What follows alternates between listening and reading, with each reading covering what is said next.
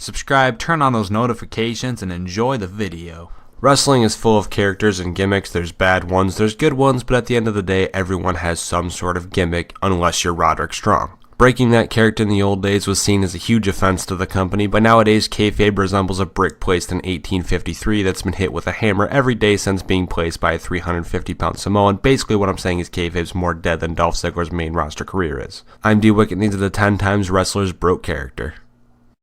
Number 10, Mankind picks up Rock's glasses. Aw, isn't this adorable? Mick Foley and The Rock are the best of friends, so it's only natural that when The Rock bent over to have his glasses fly off his face, Mrs. Foley's baby boy, after much hesitation no less, went after the pair of shades for The Rock. The segment was a genuinely funny moment, took almost no effort but picking up the glasses and a few lines of improv to take what was a botch and make it one of the greatest little moments of all wrestling. And if they were going to get off the canvas, I was going to have to do it. So I just picked them up.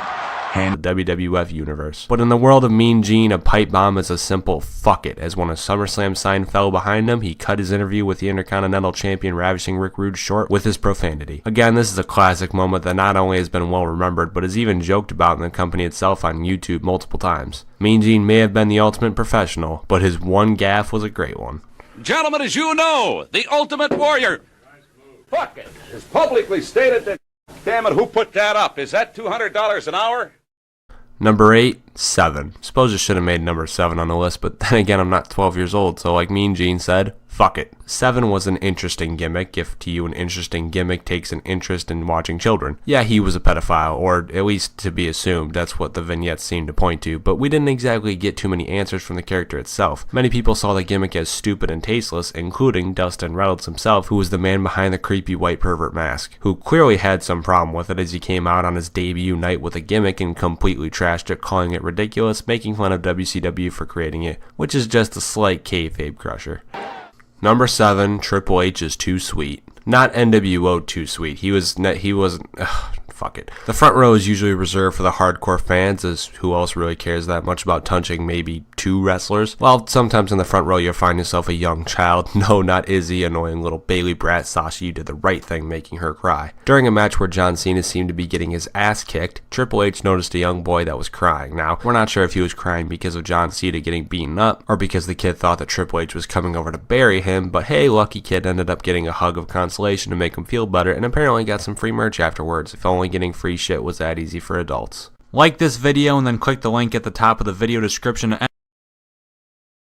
Number 6, Owens cracks up Reigns. At house shows, everything is a lot looser. Wrestlers get more creative freedom and can enjoy themselves a bit more. While having Roman Reigns stuck in a headlock because he's the headlock master, don't forget, Kevin Owens was doing the thing he does best, insulting someone whilst in a rest hold. As a drunk-sounding fan stupidly yelled out that Owens was a, quote, fat bastard, the new Canadian face of America went into money and how he's made more money in a week than the fan will ever make in a year. It didn't end there, as he started getting into more specifics, which was apparently funny enough to make the big super dog, superhero dog, super D, Roman Reigns, start chuckling. So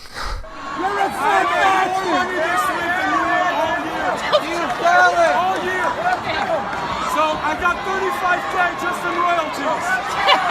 And then like 11 or 12 for the week. How much is it like? And you got it $27,000. Number 5, Bash at the Beach 2000. Genuinely, I don't know how to explain this. I never have, and no one really does, as Hulk Hogan and Vince Russo have both come out saying different things. One saying it was a shoot, one saying it was a work. Those are opposites, so something is clearly wrong here. Instead of trying to properly explain this to you, which as we've already established is impossible, let's make an accurate metaphor to help explain the confusion. Take Hulk Hogan and his ego, add Vince Russo and his shitty booking powers, throw in like 7.5 work shoot promos, and just for fun, let's also take Jeff Jarrett, Booker T, and the WCW Championship. Now mix that all in a blender with some vodka and drink it until you pass out and forget about this awful moment like everyone involved would, like Medusa and the women's title. You know how to keep up the prestige and value of a championship? Literally throw it in a trash can. That's what Alundra Blaze did when she jumped ship from WWF to WCW while holding her former company's women's title. She just threw it away like an empty lunch wrapper or You Can't See Me album. What an unfortunate time to be a title belt. That indeed it is. Trash can. And that's what I think of the WWF Women's Championship belt.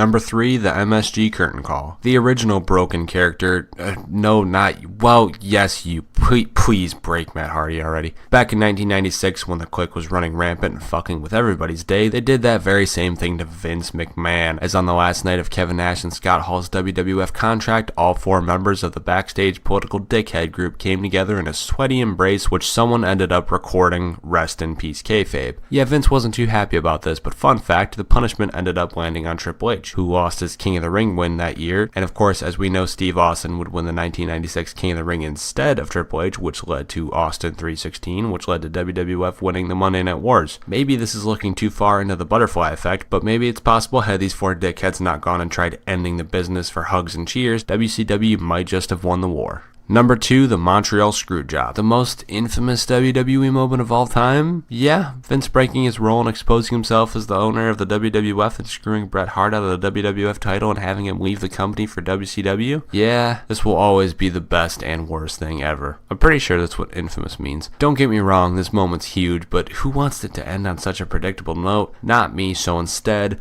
Number 1, Booker T's blunder. Well, it's definitely a blunder. In a promo against the Hulkster, Booker T was, let's say, caught up in the Harlem heat of the moment and let his emotions get the better of him. It might be my favorite wrestling moment of all time. It's definitely up there, and if you're a Botchamania fan, which you should be, you've seen it time and time again, and it's always funnier than before. This right here is the face of fear. Despair, worry, and a broken character indeed.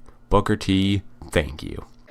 In the time, we want the gold, sucker! Hulk Hogan, we coming for you, nigga! I should point out for the record, Stevie Ray, look at this. Take a look.